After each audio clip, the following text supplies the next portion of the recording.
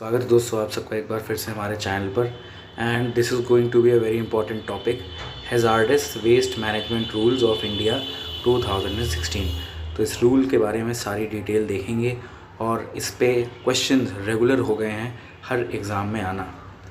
सबसे पहले देखते हैं definition. So definition is hazardous waste means any waste by reason of physical किसी वजह से, केमिकल किसी वजह से, बायोलॉजिकल भी किसी वजह से, अगर ये रिएक्टिव हो जाए, टॉक्सिक हो जाए, फ्लेमेबल हो जाए, एक्सप्लोसिव हो जाए तो इसे हम हैज़ार्डस कहते हैं। हैज़ार्डस मतलब जो हम इंसानों के लिए हानिकारक हैं। और हम कैसे पहचानेंगे कि कौन सा हैज़ार्डस है कौन सा नहीं?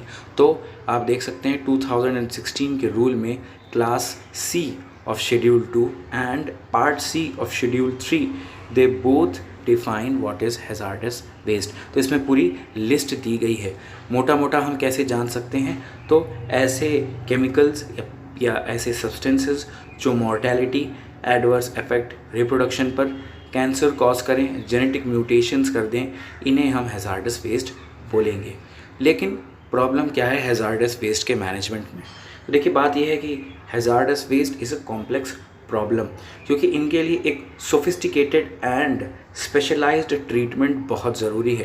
कहने का मतलब है किसी एक डोमेन में किसी पार्टी के लिए हैज़ार्डस वेस्ट कोई सब्सटेंस हो सकता है, किसी के लिए वो नहीं हो सकता और किसी के लिए वो हो भी सकता है, नहीं भी हो सकता।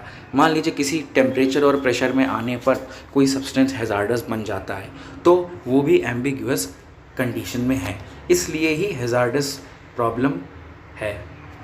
और ये हमारे चैनल्स हैं। टेलीग्राम पे आप पेपर 1 का अलग चैनल है, पेपर 2 सिर्फ इन्वायरमेंट का चैनल है, क्वेरी चैनल है जिसमें हम सब डिस्कशन करके अपने क्वेश्चंस पुट ऑन कर सकते हैं। इंस्टाग्राम के इस पेज को ज्वाइन करने पर आपको बहुत ही अच्छे पोस्ट मिलेंगे। तो टाइमलाइन देख लेते हैं। MOEF ministry of environment and forestry ने सबसे पहले 1989 में hazardous waste management and handling rules लाए थे और ये EPA 1986 के प्रोविज़न के अंडर था। उसके बाद 2008 में फिर से आया जिसमें कि ट्रांस बाउंड्री मूवमेंट यानी कि अंतर्राज्यीय, इंटरस्टेट एंड इंटरनेशनल बॉर्डर्स के पार जब हम इन वेस्ट को ले जाएंगे तो कैसे ले जाएंगे ये बोला गया।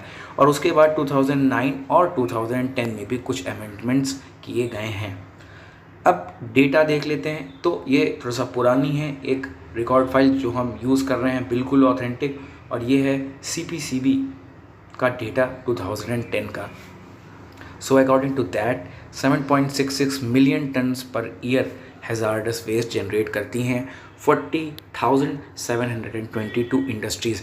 बेशक अब ये बढ़ चुका है वेस्ट भी और इंडस्ट्रीज़ भी, लेकिन जो मेन चीज़ है वो ये है कि इसमें से 44% लैंडफिलेबल है यानी सैनिटरी लैंडफिल में जाता है, 47 रिसाइकलेबल है और 8.5 इंसिनरेबल यानी जिसे जलाकर हम ख़त्म कर सकते हैं।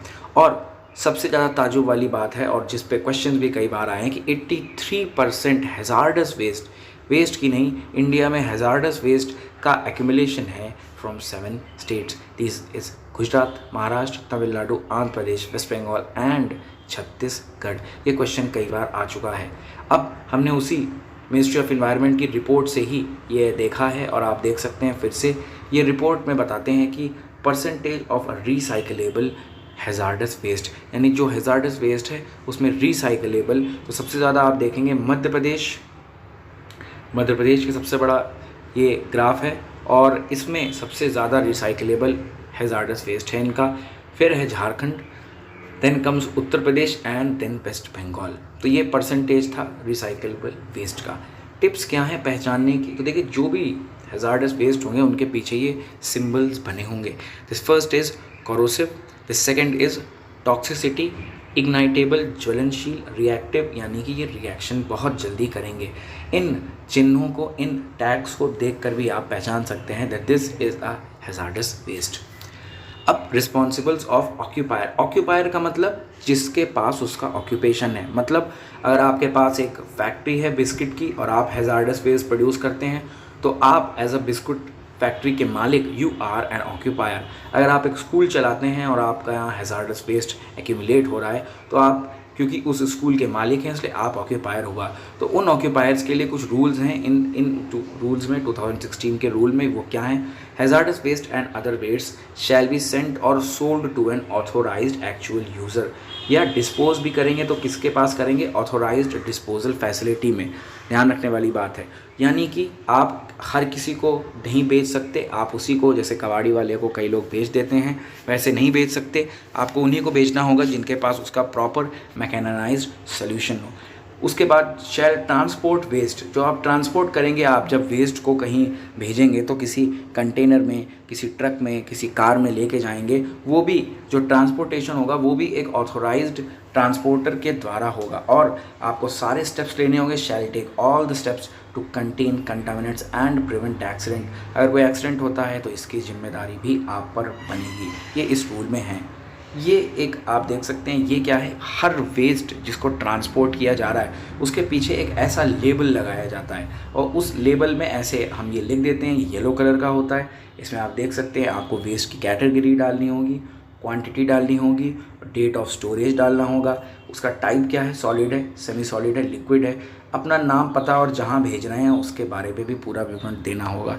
ऐसा इसलिए है ताकि बाई चांस अगर वो कहीं रास्ते में गिर जाए या कुछ हो जाए तो हम उसे उस तरह से ट्रीट कर सकते हैं, नहीं तो कॉमन पब्लिक इसको डील नहीं कर पाएगी।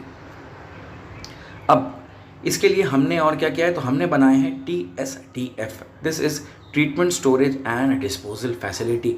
हैज़ार्डस वेस्ट के लिए स्टेट्स ने और हमारे सेंट्रल गवर्नमेंट्स ने भी, स्टेट गवर्नमेंट और सेंट्रल गवर्नमेंट्स ने TSDF बनाए हैं। ये ऐसी खास फैसिलिटी हैं जहाँ पर आप अपने वेस्ट को भेजेंगे तो उन हैज़ार्डस वेस्ट को यहाँ पर ट्रीट किया जाता है।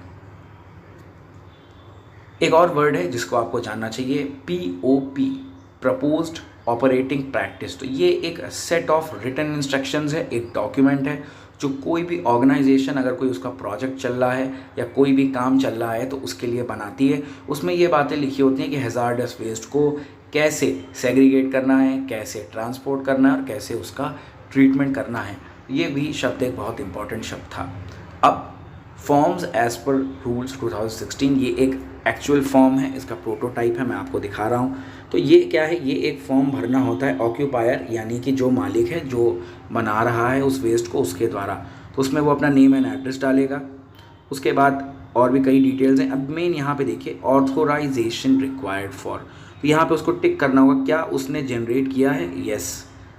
Has he collected? Yes. Has he storage, transportation, reception, reuse, recycling, इन सब में जितनी भी चीज़ें वो करता है उसे उसको टिक करना होगा। और फिर उसको बैकड्रॉप पे चेक किया जाता है कि क्या वो सच भी बोल रहा है या नहीं। तो बहुत अच्छा है ये रूल, इसमें बहुत सी ट्रांसपेरेंट चीज़ें भी की गई हैं। Thank you and have a nice day.